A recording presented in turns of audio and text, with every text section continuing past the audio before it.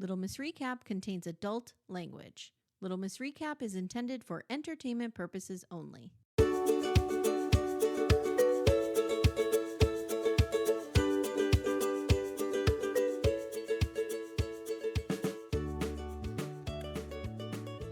April 19th, 1995 started as any other Monday.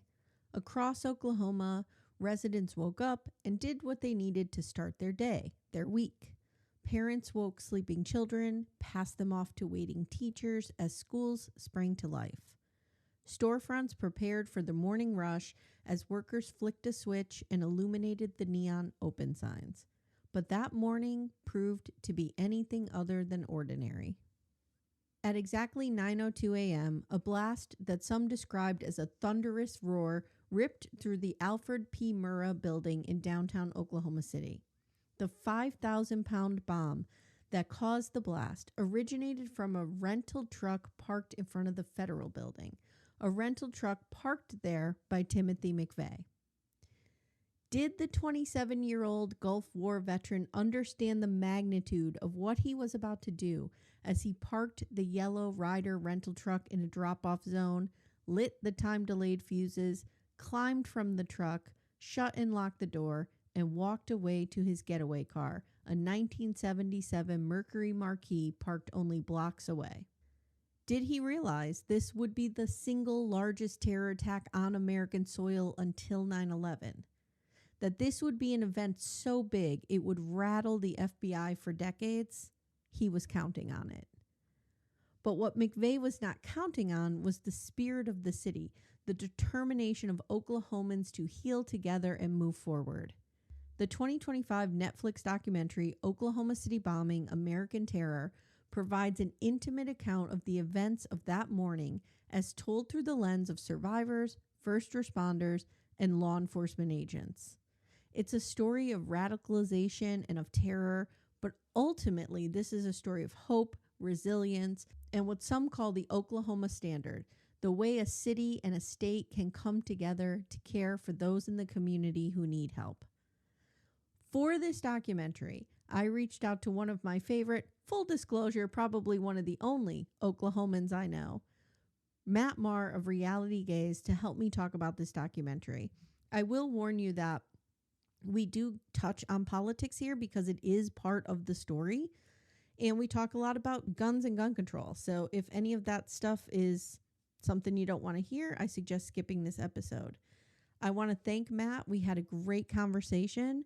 One of the things, though, that I forgot to mention in our discussion, and I just would feel remiss if I did not sort of close this loop, is that one of the people that we hear from in the documentary, Renee Moore, who's a mother whose only son, he was a baby, died in the daycare in the explosion. She, at the end of the documentary, gives a beautiful tribute to her son, little Tony, but also, lets us know that she has gone on to have another son who was born on little Tony's birthday, and how much she loves being a mother and how important it was for her to remember little Tony, but also enjoy motherhood this second time around. So I wanted to close the loop on her story because I realized that I didn't do that in my conversation with Matt Marr. Here's the conversation. I hope you guys enjoy it. And I want to thank Matt from the bottom of my heart. He's one of my favorite people in the world. I want to thank him for being a part of this documentary. So without further ado, here's my conversation with Reality Gaze, Matt Marr. Hi, Matt Marr. Hello, Amy. How are you? I'm okay. How are you? I just realized we're Matt Marr, Amy Archer. I know. A-A-M-M. Mm-hmm. The And illiterates. everybody calls you Matt Marr, right? Oh, wait, not the illiterates. It's alliteration. We're not illiterate. It's early. That joke was unintentional, but plays very well with this audience, with you. I'm glad. We do have alliteration. Yes, we do have that. Does everyone call you Matt Marr? A lot of people call me Matt. I mean, Yeah. so the only reason I'm called Maddie is because when I worked at the summer camp years ago where I met Jake and became friends, Mm-hmm. and that's why Jake calls me Maddie. But basically, I got to the camp and I was teaching theater, and my name's Matt Marr. Well, there was another gay man teaching theater that had been there for like 5 years, and his name was Matt Moore. And No. I know. And the woman who ran the camp, Nancy Goldberg, Mm. said, called me. She's like, listen, it's going to be confusing to the kids and the We can't have these parents. two Matts. It's No. too much. Mm-mm. So we're going to call you Maddie. And I was Okay. like, okay. I had some cousins that called me Maddie. My mother hated it when I was a kid, but they would call me Maddie. And I never mind. I thought it was cute. So Mm. that's how Jake met me and my Okay. other friend, Lindsay, the OG sissy. And Mm-hmm. then, so when I moved out to California, when she would introduce me just by habit, she would say, this is Maddie. So in Okay. California, everyone calls me Maddie, Mm-hmm. but in the pretty much the rest of the world, like Oklahoma, my friends in New York, all that, they all call me Matt Marr. And that's just I, Yeah. I remember a woman came to my apartment in college. Me and my roommates were throwing a party, and we were talking. She spilled red wine all over our carpet. I'll never forget it. She got very drunk, That would have but been me. yeah. But she said we were talking. She's like, "I'm so sorry. What is your name?" I said, "I'm Matt." And one of the other friends, this is Matt Marr. It's his house. And she went, Mm. "You're a Matt Marr." She thought it was my name was like Madmar, like she said I was expecting like an Oh. Indian man or something like Oh. that, Okay. or a woman. Like I didn't know. So No, anyway, interesting.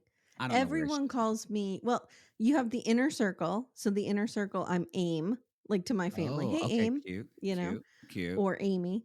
But then that one ring removed from the inner circle is Amy Archer. I'm always Amy Archer. Amy Archer. Like I it's just I the like alliteration. it. It's the alliteration. My family calls me Matthew, Right. um, and I usually don't care normally what people call me, but if people in the real world call me Matthew, I actually correct them and say, "I'm sorry, that's just for my family." I I think don't know I why, call but you Matt. yeah, I you call call me you Matt. Matt. Mm-hmm. Yeah, so Yeah. or Mm. doctors. My doctor calls me Matthew. Oh, and I just have Mm. this new doctor, and Mm. he's so cute. I used to have a really hot eye doctor. It was problematic. Look, I met him for the first time. He was so cute, and then he did a prostate exam, and I had to think Mm. about butterflies and vaginas Yes. to like stay You had focused. to think about your parents having sex. Yeah, I was like, what's Well, happening? the eye doctor, they get right up to you. They're right here. My eye So you're doctor kind is of like, gorgeous as well. yeah. He's very, but yeah, yeah. Okay, so we are here not to talk about anything fun today. No, No, no, no, no, no. no. We are here to talk about the 2025 Netflix documentary, Oklahoma City Bombing, American Terror. So this is part of, there's like an American Terror series, I think. I think Ah, they did a few other things. They did maybe the Olympic Park oh shoe yeah, yeah, bombing yeah. situation. Atlanta, Yeah, I Atlanta. think Yeah. so. And I think they did Waco, but I'm not 100% sure. But there was a documentary that we covered on Waco maybe 2, 3 years ago that was amazing. Highly Oh, recommend. I was really obsessed with Waco when I was a young girl. you and Jake, Yes. me, I was completely avoiding. Well, I didn't avoid. You Mhm, couldn't avoid Waco, but I didn't mhm. read the news about it or anything. But When Jake talks about like wanting a wishing well and just staring into the well and thinking about life's problems, like I relate to that so hard. did you like go into a deep dive of Nazis when you were in elementary school as Oh, yeah. well? Yeah. And I read Dianetics when I was a little girl. And I read, like, I used to carry around this book I had called Inside the Branch Davidians, the story Oh, of David Koresh. And I would carry how that around with me. how worried were your parents? They were pretty worried, especially when I started to write real dark poetry. But I wanted to ask you, so I asked you to do this with me because you are a lifelong, is it Oklahoman? An Oklahoman, yeah. Yeah. I You mean, are we'll a say lifelong, Oklahoma. born and raised. Mm-hmm. And how far were you from Oklahoma City? I was, um, I don't know how many actual miles in it. Maybe it's like 60 miles, but like So like an basically hour? a little over an hour from Oklahoma. I'm from in it's southern Oklahoma. It's right in the middle of a town called Lone Grove, which is right outside of Ardmore, right on I-35, in kind of almost on this 30 minutes from the Oklahoma-Texas state line. So I'm about an hour and 10 from Oklahoma City and about an hour and 15 from Dallas. So as a Oklahoman, this must have been part of your lore growing up, right? Well, you were an adult when this happened, I was a correct? Because sophomore in high school yeah, in we were in high school 1995. when this happened. I think we're the Mhm. same age. I'm Oh no, I 46. I was a senior in high school in 1995. Oh, okay. Bitch, you So look young. thank you. So I remember this vividly, but I can only imagine that being so close to it in proximity and in just where you come from must have been. I mean, this was it. I thought they did for the most part a well done. They did a decent job on this Mhm. documentary. Mhm. I but I will say I didn't. It re-triggered some memories from me. So, Mhm. and I guess I think in a good way, but I was surprised by how affected I was by it. Yeah. Um, and because I just, it's been 20, no, 30 years. Has it Right. been No, 30 years? Hold 95. on, hold No, on. hold 95 on. to oh 05, oh 05 to, yeah, 30 It's been years. 30 years. Yeah. Yeah, it's So 30 years this year. this year, it was in April. Yeah. I Yeah. did, I always think about the bombing on April 19th, but I never, and I say like a little kind of prayer but Yeah. I didn't realize it was 30 years. I'm going to have to, cause I sent this to my family Yeah. and, but it kind of brought back all of it. It Mm. brought back the, the kind of like very like racist Muslim fear that like Oh I yeah. remember hearing all of that in the Yep. neighborhood. If for me though, it was luckily so at the time, just to be brief, but I was a sophomore in high school. My brother was in college at um in kind of like a suburb of Oklahoma City. A school's called UCO. He was in school freshman year. I was a sophomore, and at the same time, just earlier that summer, because this happened in April, but earlier that year in my basically. My mom got a job. My parents had gotten divorced. My aunt and her husband and their two kids, long story short, but moved into our house Mhm. because my mother, at the same time of getting divorced from my father, my mother worked for the IRS for 35 years, 40 Mhm. years. And so she had gotten a job and she worked in Ardmore in our little town. She got a job and, or a promotion, but she had to be trained in Oklahoma City. So my mother Mm. would go during the week and live in Oklahoma City, and then she Mhm. would come home on the weekends. She did this for a full year. Yeah. And then she worked in Ardmore. And then when I graduated high school, she moved to Oklahoma City. And but so I remember being in class, and when this happened, all I hear is the federal building. And all I know is my mother is working and training for the federal government in Oklahoma City. Right. So I have no idea of where my mom is. Oh my god, that must So have been so terrifying. it it was. I mean, it Mhm. was and it wasn't in that it happened so quick. Yeah. I didn't kind of realize what's happening, but I remember like there weren't cell phones. We didn't Right. have that. So Right. I remember going to the office and I'm not a freaker out in I'm really I'm a I'm I really should put it on if I don't have a dating profile because I don't want to date anybody right now. But if I did, I probably would put I'm your best emergency contact. Like Yeah, I'm you're like a great in rock in I'm an like, let's emergency. do this. Yeah. So even then I was like, keep calm. And I went to the office and I called my aunt who was at home and I said, do you know where mama is? And she said, I don't know. And she at the time kind of basically told me, I don't think she's in the building. Don't worry, she's not Okay. there. Later on, she told me she completely lied to me. She was She terrified and didn't didn't know. know as well. Mhm. And Yeah. um, so clearly, my mom this did not die in Oklahoma. I just want to preface this for people if they're going, "Oh God," as they're listening to this. But Yeah. um, about an hour and a half later, I got a note sent to me. Just saying, and the note just said, "Your mom called. She's okay. She wasn't there." Jesus. So it was. But I remember we were in school for the rest of the day, but we Mhm. weren't. We didn't have any classes. We all just we were in high school, so we were just watching the TV all Yeah. day. And so that was kind of, and my mom talked about my mom was, and her boyfriend at the time, or ended up being her husband, second husband in Oklahoma City. They they thought there was a major earthquake. They were both Yeah. working in buildings not far from it. And my mother described, and you can kind of see it in the picture, but and I've seen it in person. I've been to the memorial, and I've also Mhm. I actually drove by and saw the building before it was torn down. Mhm. It's a massive building. It's on a huge city block. So I think people Yeah. don't recognize the scale of it. It was only 6 stories high, but it was, God goodness, It was probably long. it was long.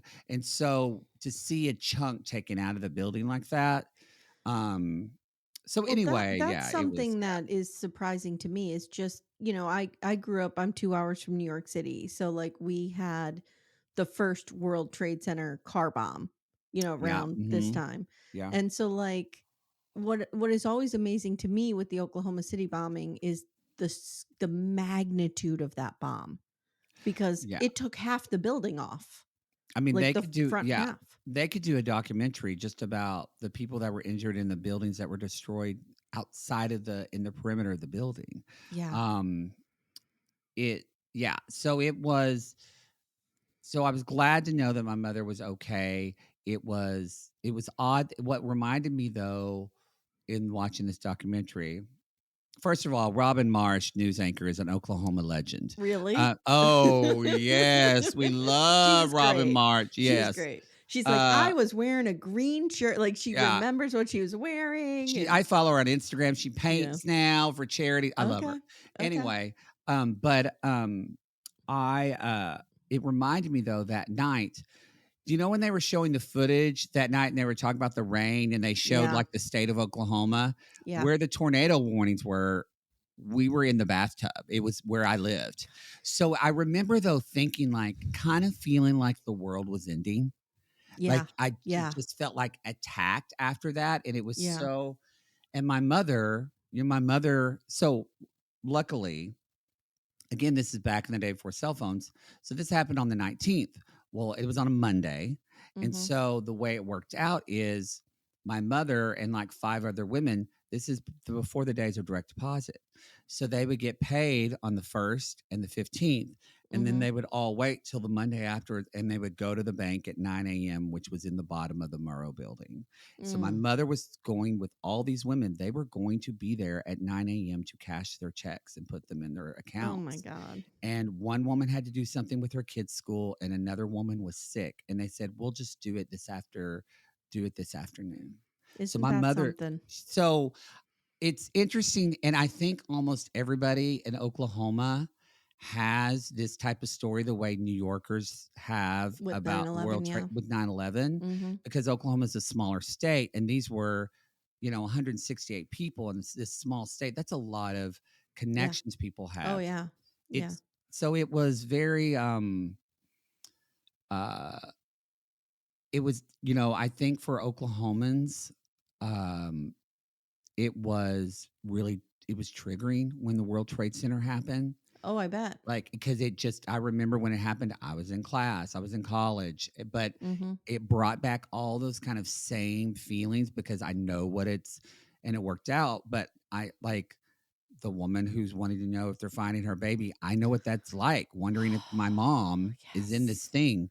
And granted, I only had to go through that for an hour and a half. And so I can't imagine going through it through days or weeks, like, or never. It was just, it's So horrible. the people who lend their voice to this documentary, like the central figures, are Amy Downs, a woman who worked in the Murrah building and ended up getting pulled out miraculously. Hmm. She's one of the only people who got I pulled remember out that. I of the remember wreckage. seeing that on the news because we were watching the news. I remember Yeah. then when everybody had to evacuate, they thought we're Yep. freaking out Second at bomb. home. We're Mm-hmm. watching this in real time, Yeah. terrified. Yeah. Yeah. Yeah. Anyway, I'm sorry, Amy No, Downs. that's okay. Renee Moore, who you just referenced, she was a mother whose son Tony died in the daycare.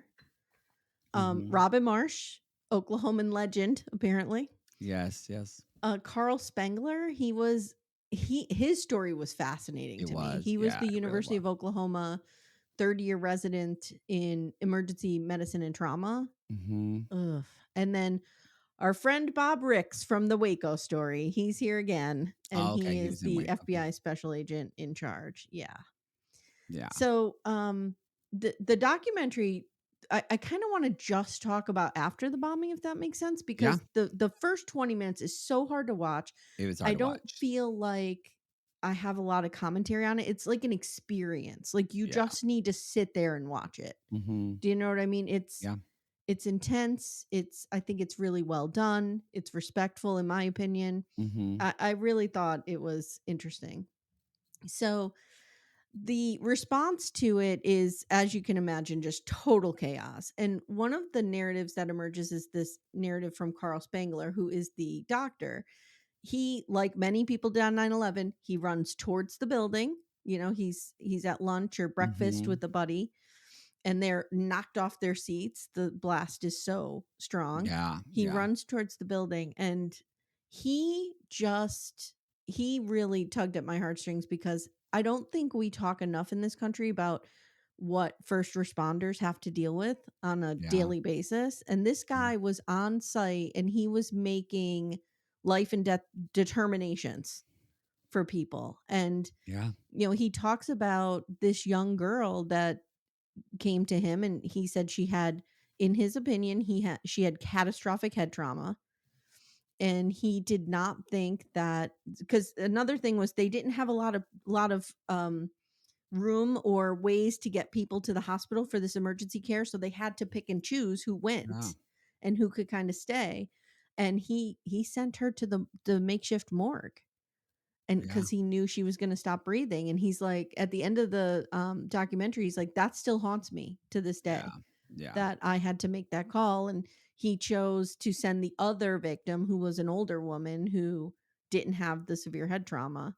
He sent her, and he said when he sent the little girl to the morgue, like the mother just came up and was dazed and just kind of did this wave and like turned around, walked away, and he tears up talking about it. Like it's yeah, yeah, it's an yeah. intense.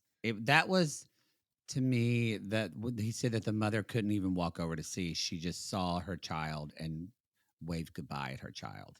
Yeah. That was just But uh it's chilling. kind of like, what we were talking about before with how you deal in an emergency. Like, so many people were just kind of walking around dazed because they didn't know what Mhm. happened. They were in shock, they were stunned, they were injured.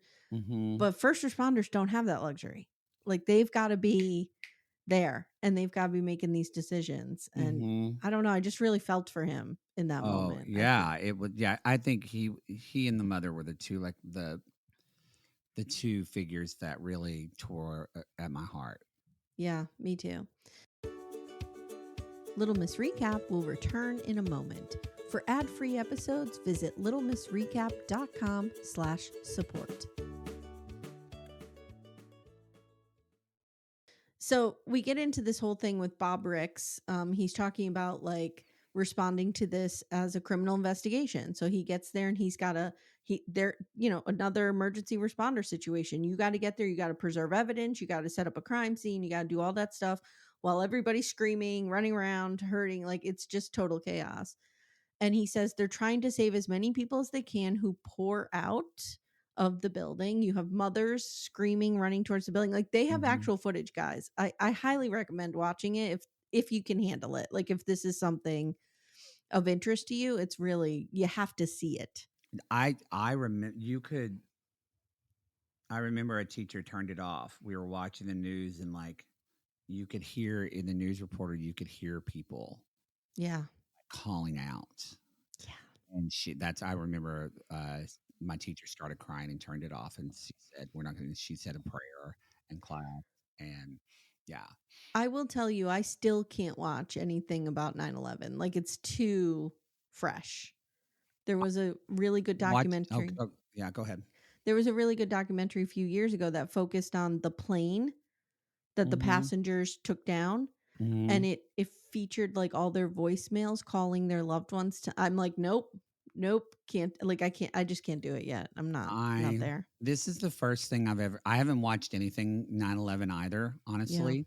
Yeah. And this is the first time I think I've watched anything Oklahoma City bombing related. Oh, I'm sorry, Um, and I asked no, it was you. fine. No, it was actually no what, and we can talk about it later in the aftermath. Yeah. This was because it was hard at the time because they would show The thing that they didn't show a lot, I mean, they talked about one story, Mhm. but, that nursery was on the bottom, and so, It was basically, bad. all those children were killed, and Yeah. so, of course, the news is showing pictures of Mhm.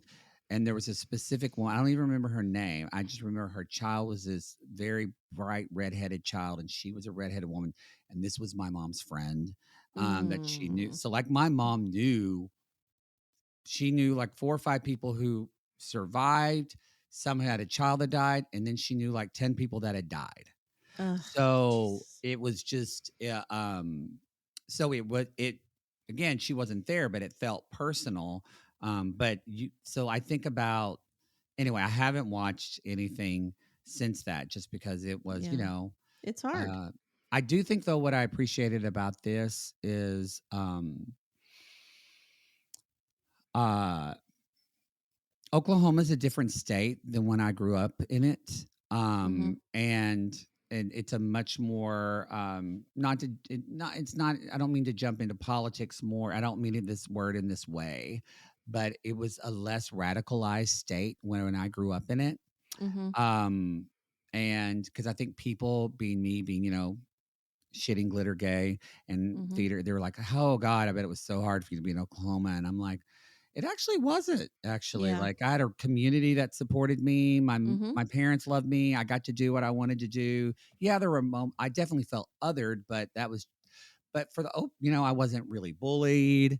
And I in being gay as a Gen Xer, that was commonly the experience. Yes. So It I was, was lucky. I mean, I it was had a an older different time. brother and cousins that would have beat the shit out of any. I mean, my sister, Yeah. cousin Kelly, she don't care how big she is. She would beat the Right. living tar out of you. Right. Well, so there was that too. And maybe because sometimes in small towns, you can't bully other people because everybody's connected.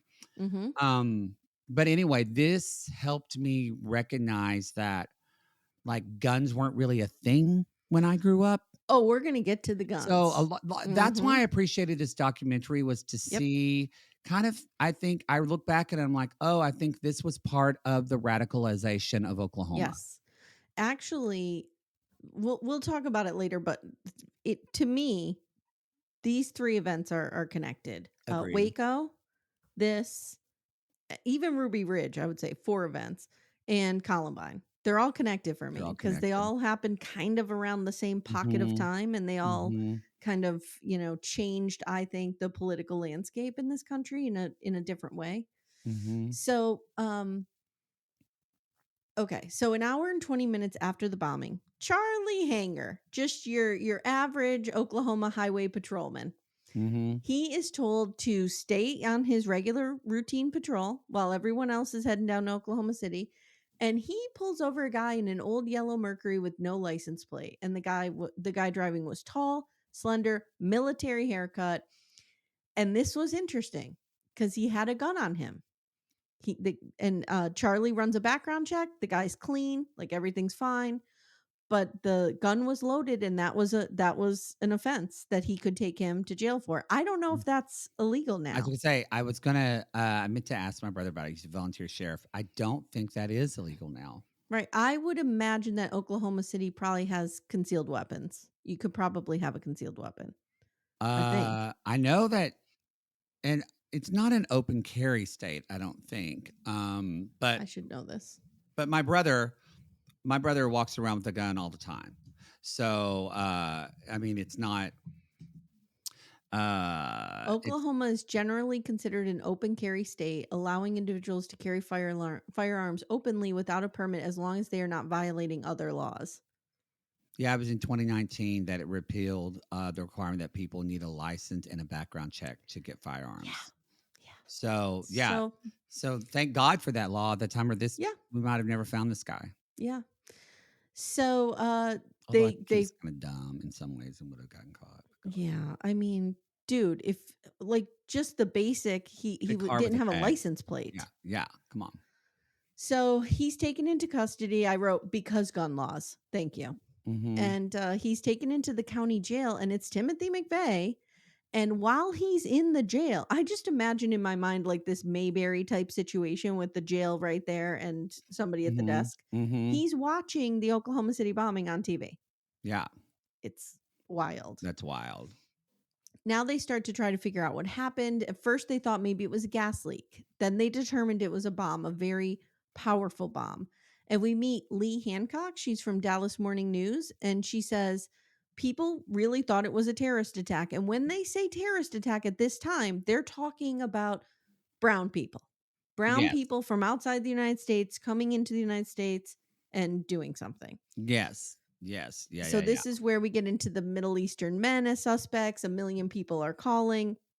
One woman even says, when the reporter's saying, "What did these Middle Eastern men look like?" She goes, "I don't know. They all look the same." Wow. Yeah. And one even said, and they were wearing they were wearing these outfits or these clothes, and I'm like, you mean a hijab, which is what they wear normally. Yeah. So it Yeah. really yeah, that was. But I remember Yeah. I remember it. my Yeah. own family and friends Sure. around me were all speculating that too. Yeah. Absolutely. So now someone in the newsroom points out to Lee that this is the second anniversary of Waco. And now we're starting to put these pieces together. Mm-hmm. We get a flashback to 1993, of course, the Waco, and I'll put the link to our episode of Waco in the show notes, guys. We did like an exhaustive deep dive into Waco. Mm. So I'll watch that documentary. That'll be I'll watch it. let me just say this. I grew up with a certain impression of Waco, and it changed my impression of it. Like now I realize the FBI really fucked that up. Whereas I grew Mm. up in the rhetoric of, we had to stop this mad crazy guy who had all Mm-hmm. these weapons and blah blah blah. But it's an interesting discussion of government overreach. Mm. It's interesting. So 76 people died at Waco. If you guys remember, the reason they raided the compound was because of the arsenal that David Koresh was amassing. So it was like a gun issue. That's what they used to get in there. And 76 people died. 22 of them were children. And in the Waco documentary, they show footage of Timothy McVeigh there. He's Yeah. there and he's handing out anti-government pamphlets. Like he's already becoming sort of radicalized at this point. Lee Hancock tells us that Waco was the lowest point in modern history of the FBI and really started drumming up the gun debate. People were forming militias. Like it was getting intense. Yeah. And at one point, like you said, they think there's another bomb and there's not. So it's interesting how they traced this truck because it was the rear axle housing that flew like a block away. That's how Yeah. strong that blast was. Yeah. Yeah. A rear axle is like the guy described as a helicopter. Like they're big, They're big, especially for a truck. heavy. Yes. So for that to blow a block away, Yeah. like That's what I don't. Yeah. I mean, just there were other buildings that were torn down, that were destroyed. it was insane. So All the windows were gone. All that. Yeah. they find the serial number and Mm-hmm. they I mean, trace it back to a rental place in Kansas, Junction Junction City. City, Kansas. It is interesting too how they were starting to have computers and things like that, but you forget like Yes. kind of like really skilled detectives, truly, Yeah, to find this information out this quickly. It's pretty impressive. I agree. A lot of documentaries I watch that are from, as my kids would say, the 1900s, which is where Mm-hmm. I grew up. A lot of times I'm like, I can't believe the police solved this Yeah. because it really does. Like without just not having DNA is wild. Yeah. Yeah. So now they're starting to canvass the area and they go to this Junction City truck rental place, and the people remember them who rented the trucks and they're able to provide a sketch, and everybody's like, oh my god, it's white men. Like they're I stunned. remember that. It was this feeling of I mean, I didn't have it as much because I was younger, but Yeah. it was though this initial of you especially back then, this is, we had already had the Gulf War. Hmm. So already Yeah, this is 95. this is 95, people had died already in the war. So we already had a face to an enemy. Yes. And and that was easy to do because you're a world away and we know nothing about you and you look different and all that. Hmm. But this was, it did, I remember people even in my community were just shocked and very much kind of that idea of, but what, why? And people just asking why? Because Yeah. no one can understand why a white person would do this, And I think, and I don't want to which is gross in a lot of ways. I don't So want to misattribute this, but I think it's Lee Hancock, but I'm not 100% sure. But one of them is like, one of the news people was like, we were just stunned that it was like one of us. And I was like, yes, that oh. was what is she before Robin Marsh, she looks so different now. She at Mm, Newsline 9, she was like the big Jennifer Reynolds. It was thank you. Jennifer. Yes. She's a huge icon in Oklahoma City Okay. news as well. So Yeah. Yeah. Jennifer Reynolds talked so Robin Marsh could wear that green jacket. So while all this is happening, the parents, including Renee Moore, they're in a staging area just waiting to hear if their kids are alive. And this reminded me of when I worked with the Sandy Hook community. Like they were all shuttled to the firehouse Hmm. waiting to hear if your kids are alive. Could you imagine that time? My mother Like you're was that. My mother went there. She was like, Jesus. because she had friends there, and so she Ugh, went to just like console friends and help out. it's Because a lot of crazy. federal employee government workers, their jobs stopped, and so a lot of them ended up doing volunteer stuff, just Mm-hmm. doing Mm-hmm. whatever they could for their friends and people. A lot of people did that. That's a whole story, but people left their jobs and just went to go help. So Yeah, there was that's that actually too. my next point here. Like in the days that follow, Oklahoma rallies around the victims and the first responders and the people who are, cleaning up, and the Mhm. community just showers them with supplies and anything they need, and they call it the Oklahoma Standard. So is that a thing? Or I like mean, is this the first time you're kind of hearing it? no, where I mean, I think it's I don't think it's an Oklahoma standard. I think it's a human standard. And because I don't think it's individual to any state. And I bring that up in that, I was, I've never been more proud to be an Angelino after living here 21 years than after the fires Yep. and seeing what we did as a community in Los Angeles in Yeah. January. So I think, and we see that in what happened in Tennessee with the floods last year Mhm. and what the Mhm. community. So I just think that's a human standard, and but I I don't think they're think though just that it had been tested a lot. I we think hadn't. I mean, since this is the largest. People yeah, forget this was the it greatest was. act Yeah. of terror on Mhm. United States soil in history, Yep. and also too, I think what something that is important for I think American lives, but especially in Oklahoma. In Oklahoma, you think if you live in Oklahoma, you're safe. You Yeah. think the things happen, the World Trade Center bombing happens. It's a Like, good I point. think it's the same like what first shocked Columbine as well. Mhm. Those things happen in the cities of Yeah. never happens in good old rural small town America. Mhm. Because Oklahoma City then was this is before the Oklahoma City Thunder basketball team was there, all before it really, I mean, it was the biggest city in the state, but I bet you at the time when this happened, I Mhm. bet you maybe it was a town of like probably 400,000 people. Yeah. It wasn't a ton. So and it was just a shock that this happened in, as they say in a lot of these, that it happened in our backyard. Yeah. Yeah. I get that. I get that. So, meanwhile, let's not forget that Timothy McVeigh is in jail watching this all Oh, unfold on the TV. the whole thing. And he is supposed to go before a judge the next day to be arraigned, but the judge was too busy, so they keep him another day.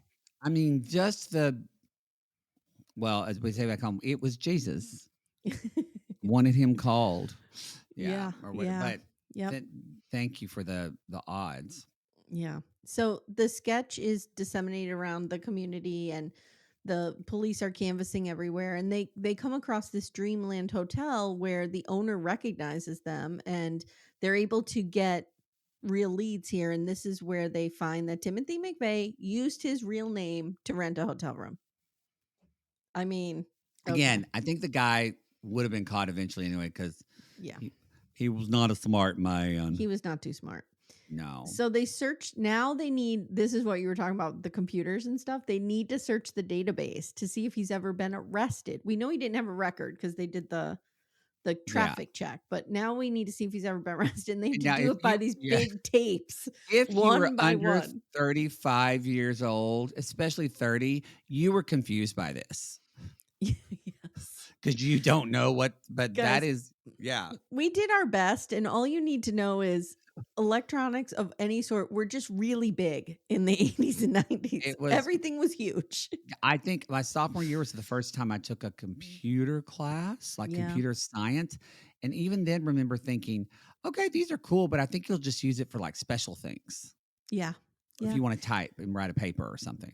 It's kind of like I was thinking about this the other day. It's like when we started using AI for like stupid things, we are like, oh, AI can, like, I don't know, proofread this paper for me. And now it's like slowly becoming like it's replacing our jobs and our Yeah. lives. It's like, Yeah. I just had our a graphic uh, artist. We do art, and normally things that take him to do art for shows takes forever, or mhm. takes like a week process. He did it in like 2 hours, and he said, AI is taking my job. Yeah. Yeah. As a writer, I feel that. I mean, nobody's hiring writers anymore. Mm. So they find through this, they find an alias, Robert Kling, by tracking down. So Timothy McVeigh, while he's staying in the hotel, calls a local restaurant, orders some takeout, and uses an alias. Why would you not use the alias to book the room? This again, for people that are like, well, but you had to put your credit card and then No, show. probably No, not. y'all, this is Mm-mm. not, especially a seedier hotel like Yeah, this. you're just You paying can just cash. you can just pay cash back then. Mm-hmm. Again, they're the credit card. If you gave them your credit card, they would put it on a machine with a piece of paper and go chunk chunk and take a Yeah. carbon copy of it to mail off to the credit. Like, yo, it's a whole. Nothing was electronic, I basically. mean, I'm not like Jake. I don't want to be a criminal secretly. He kind of does. But to me, I just think it was a lot easier to be a criminal before computers. Oh yeah, I talk about this all the time. Like my sister and I did a whole podcast on Little House on the Prairie, and it Mm. was basically Reboot like is happening. it's like nothing was on record. Like you could Nothing. just be whoever you wanted to be. Like, oh yeah, hi, I'm Matt Marr's sister Amy, and they'd be like, okay, Yeah. like that was it. Yeah, they just believe everything. Yes. That's true. So this at this point is when they realized that this was absolutely domestic terrorism, and these Hmm. people are Yeah. in the country. Yeah. Timothy McVeigh, watching all of this from his cell, said the other people were kind of like, dude, that sketch looks like you. And he's like, no, no, no, no. That sketch is saying 5'10. I'm 6'2. There's no way. And they're like, okay. And they said, Okay. and Don Knotts went, okay, Andy, we're okay. So the FBI finds out now that he's been arrested and he is it Perry? Perry, He's in Oklahoma. Perry, Oklahoma. And I didn't know that it was, literally he is at the courthouse talking to, like, Yeah. seeing the judge, going to be potentially released in like 30 to 45 minutes, Yeah. They were and then like probably going racing to there. release him because, Yeah. they probably would have been like, okay, you have to pay this fine or whatever, and Again, you're it's a good. misdemeanor. Yeah. Yeah. Don't have a loaded gun, keep your gun. But Mm-hmm. yeah. Mm-hmm. Yeah, he's 30 to 45 minutes from walking out the door. So they fly over there to get him. And the press gets a hold of this. It's a wild scene outside the Perry courthouse. They have to protect Timothy McVeigh because they need him alive. Mm-hmm. Because at this point, they know he did it, but they don't know, is this some part of a bigger criminal Yeah. network? Is this, what is this? So he comes out and he's booed and he's real upset about it. He's real. Yeah. He's Mm-hmm. real upset about We have audio from McVeigh and he's saying, yeah, they were calling me a baby killer and stuff. And I was just like, fuck off. Okay. All it. I right. mean, Well, he's, yeah, yeah, he's yeah. trash. He's. So simultaneously, they're raiding this house in Michigan, an address that Timothy McVeigh had been using. It's the home of Terry Nichols Mm-hmm. and his brother. So they track Terry down, Terry Nichols, to Kansas. He turns himself in Harrington, Kansas. So they were doing surveillance on him, and they think he made the surveillance, and he just like I would do, just drove to the police station and turned yourself right in. Yeah. I'm He not was even like, doing with this this. man, he's like, fuck this. The gig is up. Yeah. And I So remembered him, but I didn't remember the third guy. I didn't remember the third guy either. No. So I I only just thought it remember was these hearing two. those two. That's what I remembered as a Yeah. kid. They search Terry's home. They find a shit ton of incriminating Like items. everything. Literally, Every there's a book that says how to build a bomb for dummies. Like yes, it's just so clear. the neighbors are like, it looks he's getting rid of so much ammonium nitrate in his yard. It looks like it's snowing over there. Like, Yeah. dude, take it to the river or something. These Something. people. Yeah. Again, just idiots. So thank God, because it enabled Right. us to catch Yeah. them. But Timothy McVeigh's dad now gives them the name of Michael Fortier. He is in Arizona, and Timothy McVeigh, and Terry Nichols were all in the military together. Mm-hmm. Michael Fortier has the "Don't Tread on Me" flag going. He does have the There's don't that. tread. Yeah. Mm-hmm. So they tie it all together with reusable calling cards these idiots were using.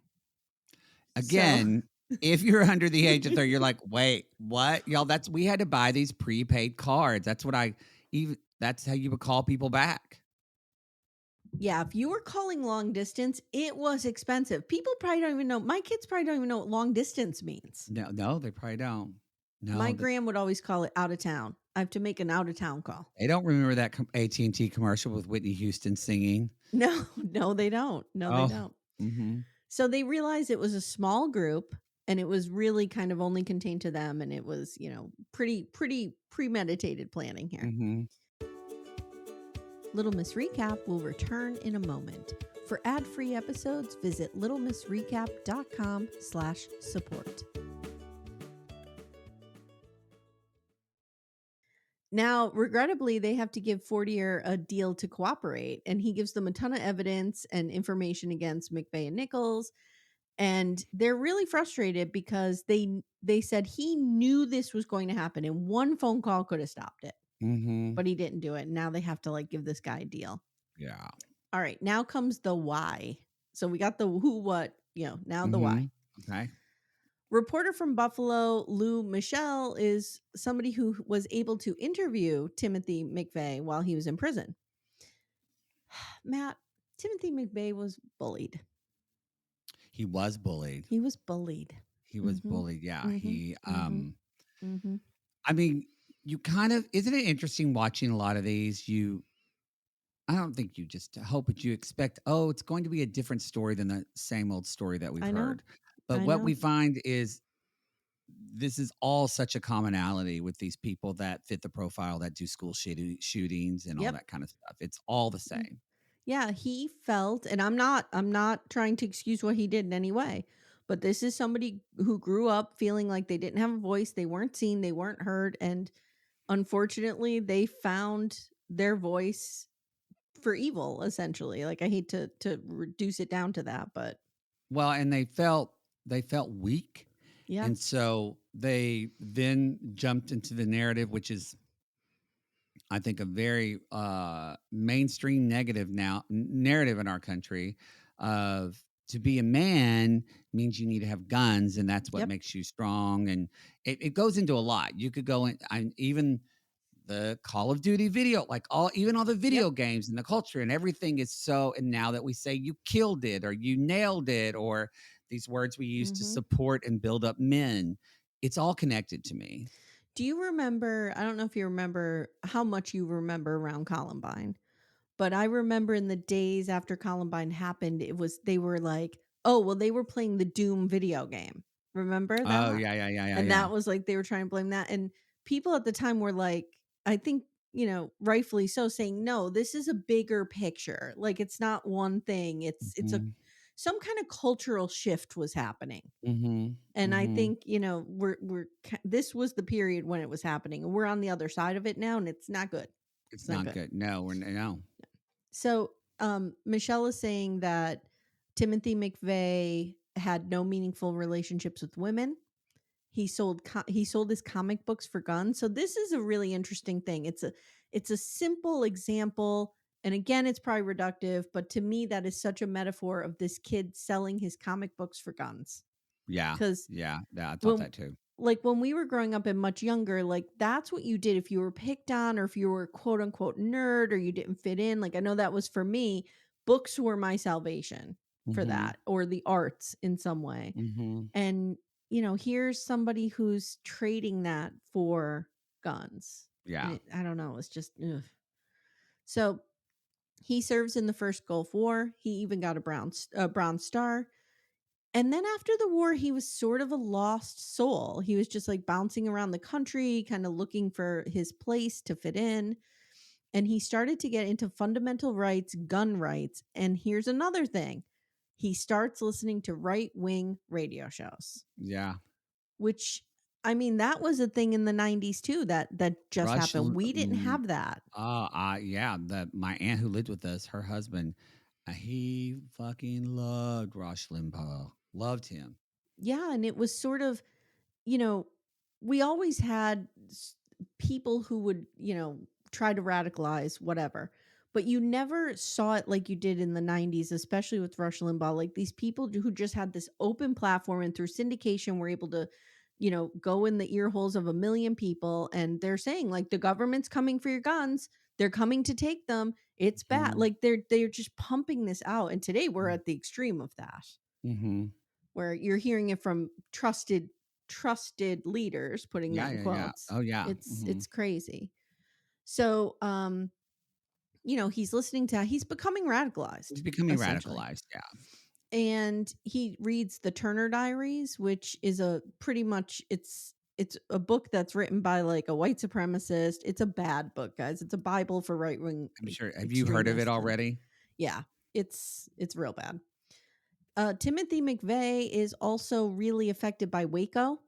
That is probably the inciting So I incident. didn't know that Waco was such a. I mean, I knew it was connected to the bombing and all that kind of Mm-hmm. stuff, Mm-hmm. but I didn't know it was such like a call, literally a call to arms for Yeah. so many Americans Yes. who felt that again that the government will come and take their guns. Well, we had Ruby Ridge right before that, which was the standoff with the FBI agents and the guy who was on his Oh, own property with his weapons. And they ended up like shooting his dog and his wife. Like it got real messy. mm, And so there was that. And then you had Waco. And you know what I mean? Like it's yeah, all kind of, all around the same time too. you're seeing the government in real time sort of trying to figure out, how do we regulate this? Like this is out of control. Yeah, also too, I can't help but, and I don't know the specifics of Ruby Ridge, but it does in this with Timothy McVeigh. It also the timing of it too that a lot of that happened after the first Gulf War. So Mm-hmm. after we had sent people, I think it also, and I think there's a connection of how we support or really truly don't support our veterans that come back from Oh yeah. war and the aftermath of that and how they, Mm-hmm. because as you said, Timothy McVeigh was just kind of floating around, Mm-hmm. had nowhere to go, nothing to do. And so, and we know, now we know, PTSD was not a thing talked about in the 90s. No, not at all. So, that's getting better, but still, I just can't help but see the correlation of after the Gulf War. And then that's when we started having this, this Mm-hmm. radicalization of ex-white military men. Yeah, I agree with you 100%. And again, it's still a problem. It's Yeah. way worse now. Yeah. Yeah. We know it, PT, but we still don't do a lot with it. Mm-mm. And the answer to how do we find a balance between being able to own guns but not amassing an arsenal is we still haven't figured that out. Mm-mm. Mm-mm. So Amy Downs testifies. Now it's the trial, and Amy Mhm. Downs even testifies, and Timothy McVeigh is found guilty. He's sentenced to death. Interestingly, Renee Moore, the mother that we met earlier, so what happened is her son Tony died. He was 6 months old. Mhm. I was very happy, and I know this is a small consolation, but they were able to at least find his body and return him to Oh, her. no. Yeah, yeah, yeah. And she was thrilled with that. Yeah. And she did not want Timothy McVeigh to die because she felt like he should have had to live this life. And I thought that was Yeah. interesting. Mhm. Um, Carl says he never had training on the human factor in a mass casualty situation. He never realized what this would do to him, and he says the little girl still haunts him. And he retired after 20 years, and he sells real estate in Tulsa. He does. And I say, good for you, Carl, because you probably had a really fucking stressful life. Yeah, a really fucking stressful life. We see It this a was lot. Go ahead. listening to him talk about he's still there. Like a part of him Oh, is still right there. 100%. It's heartbreaking because So even when with I the with Renee, you could. I don't know how she could talk through that and not just heave sob, sobs, I but she know. was talking about having her other son, and I went, wow, she's really able to. Mhm. You can tell she's processed this in a Mhm. way that I don't think he has. I agree with you 100%. So I know you know that I did that book with school shooting survivors, Mhm. and one of the oldest narratives that we collected was from people who were at the University of Texas tower shooting. So that was I in remember that. 1962, I think. I remember, like, seeing 66. documentaries about that, Yep, though. 66. So a gentleman who was there who actually like aided some of the victims and stuff like that. When I was writing this book together, we put together a proposal for a conference, and it was actually it was March 1st, 2020. I flew on an empty plane home from this conference. Oh, And so we were at the conference, and he spoke at the conference. This man cried. It had been 50 years. yeah. And he cried like a baby, Matt, remembering that day. Mm, Like, if you think this trauma goes away, it does not no, for it these does not. people. It It does is. not. We also worked with, I don't know if you're familiar with the uh, West Nickel mine shooting. It was that Amish schoolhouse in Pennsylvania where the I'm guy, not. yeah. So we spoke to a first responder from that. And this was a guy who was in the military. He was a Navy SEAL, and he came home and was a first responder. He couldn't even talk to us. Like, he was Mm, sobbing, and he's like, I can't participate. Like, I'll never wow. forget that because it's just so powerful. And I Wow. think that until we start really thinking about trauma as a collective problem instead Yeah. of something that happens in isolation, Mhm. we need to it's a whole thing. I'm not It's going a to get on whole my thing. soapbox. So, Amy Downs feels blessed to have embraced her second chance, and she's the CEO of the credit union now that she used to work at. You go, girl. Federal Employees Credit Union. My mother's been a member for 50 years. Yeah, she was like a low lady on the totem pole. Now she's fucking running the place. Good for Mhm. you. And she's a mom. And that was something that she Yes, talked she is. about. Like, she wasn't sure that she wanted to be a mother. And then when she was buried under that rubble, she really thought about what she was doing with her life. Michael, 40 years, spent 10 years in prison, and he and his wife are now in witness protection. Do you sometimes wonder if you know anybody in witness protection? Oh, boy. I'm Think about it. I can't go here What if because Jake is in witness protection well, or like, Mary Payne? uh, uh, no, I they both, they both in different ways get too wine drunk in public and do silly things. Um, when back in the day, I know that you've talked about this or before, but when Unsolved Mysteries with Robert Stack was on, Mhm. Mhm.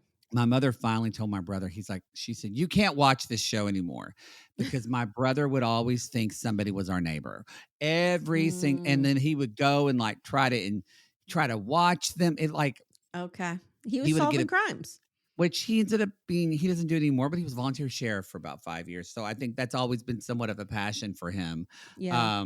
But yeah, um, I I don't watch a lot of true crime because Mm, I won't ever go to, as I say, I'll never go to a parking garage at night alone. I know. So I don't have those thoughts because I just stick my head in the sand. So probably to answer your question, I'm sure that I do, and I just don't know it. It's wild, right? To think like Michael Fortier On, and his wife are out there just living as somebody else. I I know, and it just Could be Mary Payne and Dave Gilbert. We don't could know. be, but man, you just I try, man, I just hope I hope he's living a horrible life. I truly do. He got away with this. Like, he knew about he even Timothy McVeigh put him in a car and said, "Come on, let me show you where I'm going to kill people." And like, Yeah, so he knew. he And knew. I'm sure he was full aware that there was a daycare in there too.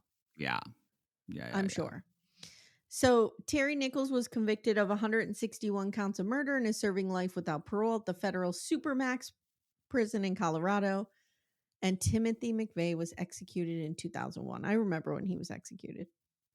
Well, it was before 9/11. I think he was executed, I think, the summer That's a good question. I in remember it happening. 2001. Um, I'll look it up.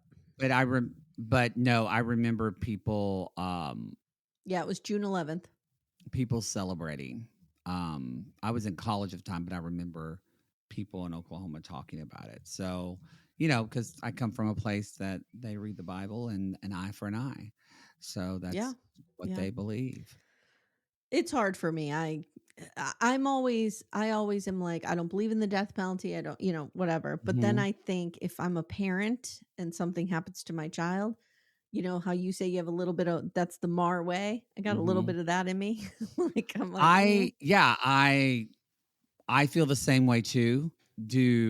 I that's not something but then when you're in this situation, yep, um, yeah, why? What stops me though, and this is again, and I think this is what's interesting about this documentary is you and I kind of have split off into several different many tangents because I think it's so connected into the fabric of what brought yeah, America to the country it is now yeah. in so many facets I agree. of our culture.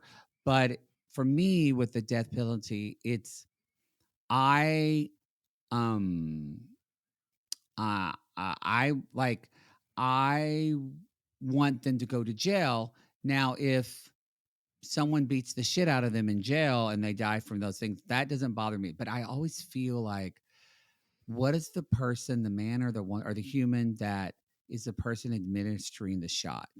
I know. It's that person actually that I feel for, and That's an interesting thought. I don't feel like it's fair to ask anyone to do that. I agree. I agree. So that's where I go. Also, too, like I heard this sort of conversation. It was on a podcast. It was actually no, it wasn't. It was Dan Rather in conversation with Howard Stern, and they Dan were Rather is talking. like so great. I know, The and shit he puts they were out, he's talking wonderful. about Vietnam, and I was like, I need to listen to every minute of this. But Dan Rather was talking about how it actually started with the assassination of JFK, the turn in this country. Because when Mm, that happened, people very, very slowly, it was like a drip, drip, drip, started to distrust the government.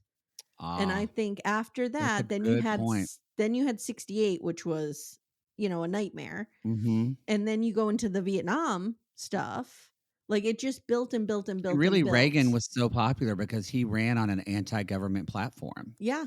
Yeah. Truly. So I think, the boomers, and I say this to my about my mom all the time, and I think, your mom is the same way. My mom is 70. How old your mom? My mother's 74. Okay. So my mom, she trusts institutions. She puts her head down. She goes to work. She does what the man tells her to do. You know what I mean? Like they just grew up in a different time. Mhm. And Gen Yeah. Xers, we don't have that. We don't trust institutions. Mhm. I Yeah. don't know. That's true. And I just think the 90s is when that really came to a head. Yeah. And there were a lot of school shootings in the 90s. There were many before Columbine that a lot of people don't even know about in these Mm. small towns that kind of, it crescendoed into what is Columbine, but there were many before that. And I think this is when we were like, now we can't even trust schools. Like we can't really, Yeah. Mhm. it's just, I don't know, it's a wild thing. I just pulled up Yeah. though, Yeah, that's true. Timothy McVeigh did cite the Ruby Ridge standoff as a factor in his decision to bomb the Oklahoma City Federal Building Oh, as wow. well as Waco. Yeah. Yeah. So there we go. There you All go. right, Matt Marr, I think we've said it all. Wow. Hmm. Well, I Hmm. appreciate you. I really don't feel bad. I actually was happy. I was glad that I watched this just because um it kind of helps, the thing about this, and I know you've talked about this, but someone who kind of avoids things like this because I just, well, not things like this. I like documentaries like this, and I want to watch the Waco You got one to because protect your peace a little bit, like you you got to say. protect your peace. But Mm-hmm. this helps me organize the world a little bit more and see how I think. Um, Again, some of us are asking, like, how do we get here? How did our Yeah. country be what it is now? This just happened overnight, and I think you just brought up a great point. And I never ever thought that about JFK, but I think that's spot on. How that really was the beginning of that the insecurity in the government, but also that idea of what I talked about earlier when we found out it was a suspect who was white was, oh, Mm-hmm. we're not safe here. Yeah. Wars happen in Vietnam. Yeah. Wars happen in Korea, in Saudi Exactly. Arabia. They Yeah. don't happen here. Right. Because they hadn't really since the Civil War. Mm-hmm. So anyway, I think that this reminds me that that's not the case. Actually, this has been Yeah. No, I agree. happening. I agree. I want to end too real quick with just saying 168 people died that day, Mhm. including 19 children. And it was April True. 19th, 1995. So, If you can, if you are in Oklahoma City, I would the the the memorial site is beautiful. I was Um, looking at pictures of it. Is there a field of empty chairs? it's a field of empty chairs for every Wow. person that was it's a beautiful memorial. They did a really nice job. And Oklahoma City now is they built it up. It's actually getting much better for things to do. Um, but yeah, it's I if you're driving through, even if you're driving through Oklahoma, which is what a lot of people do, uh, I highly recommend going and just seeing it. Yeah. All right, guys. If you don't know Matt Marr, he is one half of the fabulous Reality Gaze, and I suggest you listen. You guys cover what, Please. 90-day everything. 90 Day, Love After Lockup, which we're doing the old ones now, which we love. I was telling you, we did announce it. We are covering Secret Lives of Mormon Wives season 2, Very exciting. so we're excited for that. That drops on May 15th on Hulu. And yeah, Are you doing the hunt for love? we have seen. I don't think we're going to have time to cover. It was kind of, you know, this Mormon Wives drops at a great time in that we're in this last resort close. So now we have a Mm-hmm. month. Mm-hmm. But oh, sorry, I'm thinking of a different show. Yes, we're doing Hunt for Love. Oh, Yes, okay. we're Okay. doing You Hunt were for thinking Love. of Sorry. Diaries.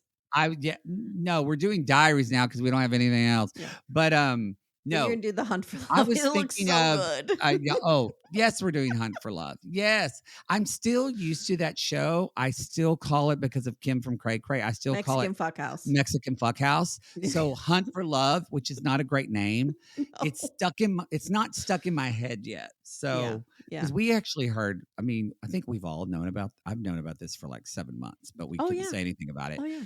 But we thought it was going to be called 90 Day Gone Wild. And Yeah. so that's in my head too, which I think is another great name. Mm-hmm. But anyway, they went for Any Hunt for other Love. name other than hunt for whatever love?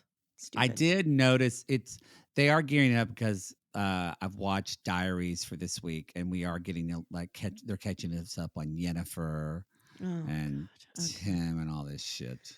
Well, we'll be listening because we're Well, not covering that. So we're going to well, tune in and listen to you. we are covering Diaries for once because it is better this year, but also Last Resort is gone, and we have to put out 3 shows a week. So, I hear you. so that's why we're covering it. But yeah.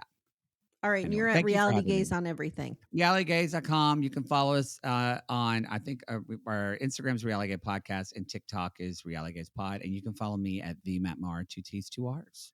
Thank you so much, Matt. Thank you, Amy. I love you I very appreciate much. it. I love you. We'll see you soon. Bye. Thank you so much for listening to Little Miss Recap. If you'd like to support the show, the best way you can do that is to join our Twin Flame universe, which is our Patreon, Supercast, and Apple subscription feeds. The links for those are in the show notes.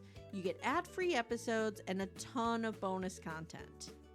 You can also subscribe to the feed so you don't miss an episode, share the show with a friend, and leave a 5-star review.